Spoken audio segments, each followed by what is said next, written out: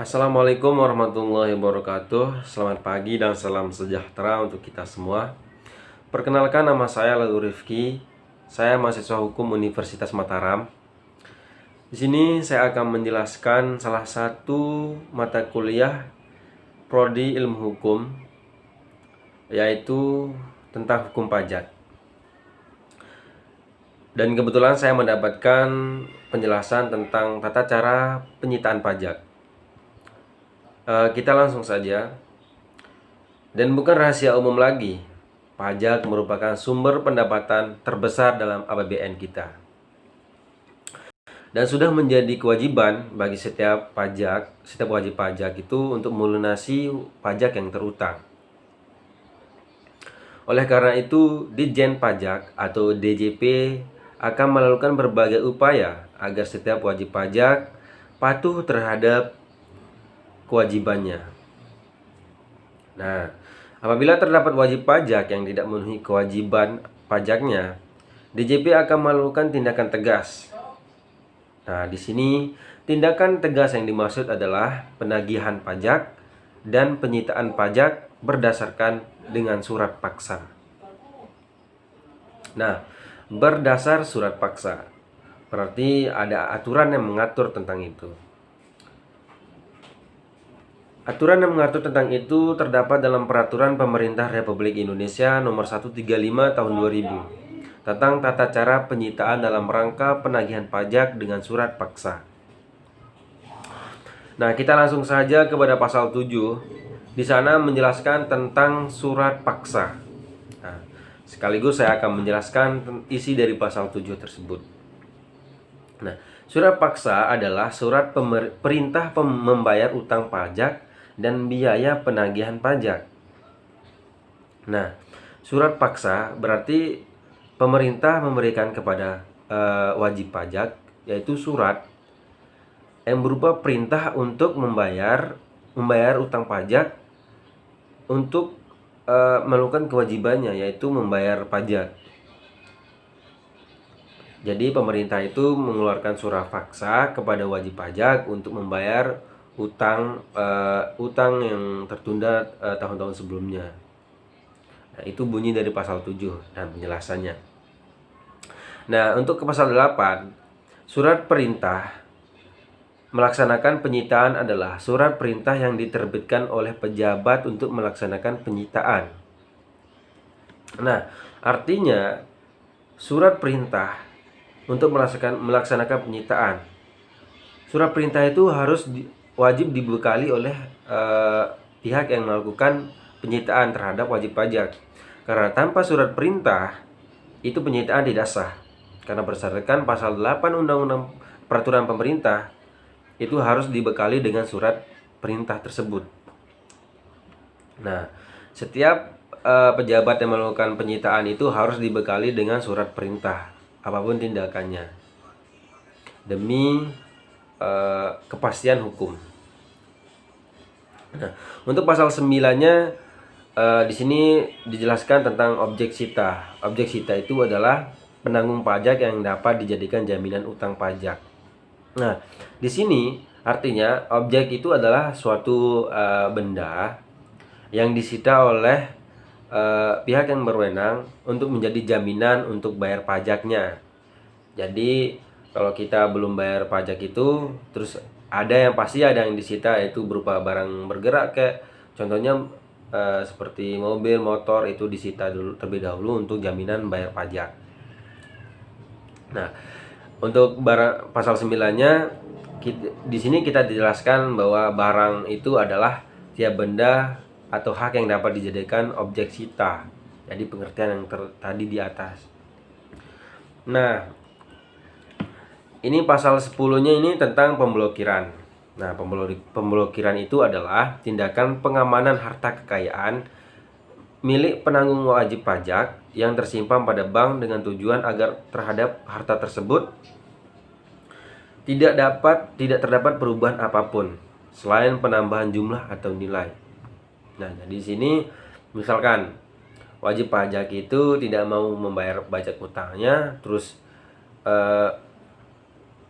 wajib pihak yang berwenang itu wajib melakukan pemblokiran untuk terhadap hartanya agar tidak terjadi agar tetap melunasi utangnya terhadap negara, begitu. Nah, kita lihat di bab 2-nya tentang pelaksanaan penyitaan itu terdapat dalam pasal 2. Pasal 2 ayat 1 itu berbunyi, penyitaan terhadap milik penanggung pajak dilaksanakan oleh jurusita pajak. Nah, tidak semena-mena ya, mentang-mentang pejabat, tapi itu harus ada namanya jurusita yang harus menyita pajak tersebut. Dan harus berdasarkan surat perintah. Harus berdasarkan itu, karena untuk memastikan kepastian hukum terhadap wajib pajak juga. Nah, harus dibekali dengan surat perintah untuk melaksanakan penyitaan yang diterbitkan oleh pejabat. Nah, ketika pihak berwenang melakukan penyitaan itu harus dibekali dengan surat perintah agar jelas apa yang disita, benda apa, itu harus jelas. Nah, di ayat 2-nya, penyitaan dilaksanakan apabila utang pajak tidak dilunasi. Jadi, penyitaan itu terjadi apabila wajib pajak ini tidak melunasi pajaknya atau utang kepada negara ini. Nah, penyitaan itu dilaksanakan apabila pajak tidak dilunasi. Nah, contohnya seperti apabila tidak dilunasi dalam jangka waktu 2 kali 24 jam terhitung sejak surat perintah itu diterbitkan. Nah, artinya sejak misalkan hari ini surat paksa itu diberitahukan kepada wajib pajak, penanggung pajak ini itu hari. Terus 2 hari setelah surat paksa itu diberikan kepada wajib pajak, terus dia tidak membayar tanggungan pajaknya, itu dilakukan penyitaan. Jadinya artinya diberikan jeda oleh pihak yang berwenang. Setelah surat itu diberitahukan, itu dalam jangka 2 kali 24 jam nggak membayar utang pajaknya itu, maka dilaksanakan penyitaan. Begitu. Prosedurnya seperti itu. Nah, di pasal 3-nya, barang milik penanggung pajak, artinya barang milik penanggung pajak ini, barang milik wajib pajak ini dapat disita adalah barang yang berada di tempat tinggal, seperti rumah atau tempat usaha seperti di perkantoran, di perusahaannya, tempat kedudukan atau tempat lain termasuk yang penguasaannya berada di tengah tangan pihak lain atau dijaminkan sebagai pelunasan tentang uang tertentu yang dalam berupa satu, barang bergerak itu berupa mobil, motor, perhiasan, uang tunai, dan deposito. Dan banyak lagi seperti tabungan, saldo, rekening, koran, dan giro. Bentuk lainnya yang dipersamakan dengan itu obligasi, saham, dan surat berharga lainnya. Barang tidak bergerak termasuk tanah, bangunan, dan kapal dengan isi kotor tertentu. Itu barang yang tidak bergerak. Di ayat 2-nya menjelaskan terhadap penanggung pajak, orang pribadi penyitaan dapat dilaksanakan barang milik pribadi yang bersangkutan. Artinya, misalkan barang itu dilakukan penyitaan, itu harus milik pribadi.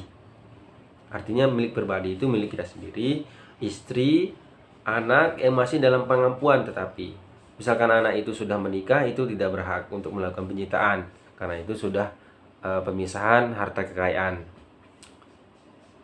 Nah, di pasal 4-nya, penyitaan dilaksanakan dengan mendahulukan barang bergerak kecuali dalam keadaan tertentu dapat dilaksanakan terhadap barang tidak bergerak. Nah, artinya misalkan dalam penyitaan itu terdapat, misalkan di dalam rumah itu ada mobil, motor, barang antik lainnya seperti TV, handphone, atau sepeda, itu dilaksanakan terlebih dahulu dalam penyitaan. Itu dikeluarkan semua, baru rumahnya disita. Tapi dalam keadaan tertentu dapat dilaksanakan langsung terhadap barang yang tidak bergerak. Artinya misalkan dalam keadaan tertentu ini langsung aja rumahnya disita. beserta isinya, begitu. Pasal 4-nya, penyitaan dilaksanakan oleh jurusita pajak dengan disaksikan sekurang-kurangnya 2 orang yang telah dewasa. Penduduk Indonesia dikenal dengan jurusita pajak dan dapat dipercaya. Nah, dalam penyitaan itu harus dilaksanakan oleh jurusita dengan disaksikan, harus ada yang disaksikan minimal 2 orang yang telah dewasa, yang berakal dan di batas umur lah, yang telah dewasa, penduduk Indonesia dikenal oleh yang dikenal oleh jurusita pajak dan dapat dipercaya, begitu. Jadi tidak semena-mena untuk melakukan penyitaan, itu ada prosedurnya, ada di peraturan Pemerintah Republik Indonesia nomor 123 tahun 2000 tentang tata cara penyitaan pajak. Nah, teman-teman bisa membaca itu agar pemahamannya lebih kuat lagi. Di sini sampai di sini saja saya menjelaskan tentang penyitaan pajak. Kurang lebihnya mohon dimaafkan. Wabillahi taufiq wal hidayah. Wassalamualaikum warahmatullahi wabarakatuh.